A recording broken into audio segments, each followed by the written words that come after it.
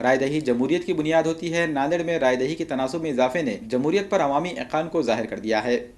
हिंदुस्तान में रायदही के जरिए अवाम अपने नुमाइंदों को ऐवानों में भेजते हैं, जहां अवामी मसाइल को हल करने के लिए ये नुमाइंदे कोशिशें करते हैं।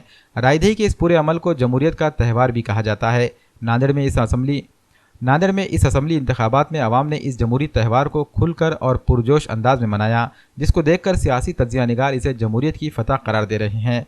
कसीर तहजीब समाज वाले नांदेड़ जिले में मजबूत जमहूरी निज़ाम की अहमियत को उजागर भी कर रहे हैं। महाराष्ट्र में कुल 288 सीटों पर मतदान किया गया, जिसके अंदर में विधानसभा निवडणूक 2019 सुबह से ही बारिश थी, लेकिन बारिश के बावजूद मतदाताओं में काफ़ी उत्साह देखा गया। बारिश के रहते हुए भी काफ़ी मतदाता अपने घरों से निकले और अपने रायदही का इस्तेमाल किया।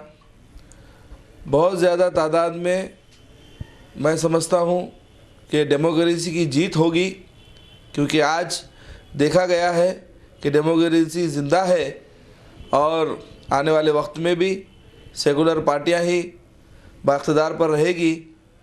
और आज हमने भी अपने रायदही का इस्तेमाल किया है और सब ने अपनी अपनी तरीके से कोशिश की है। देखते हैं नतीजे 24 तारीख को क्या आते हैं।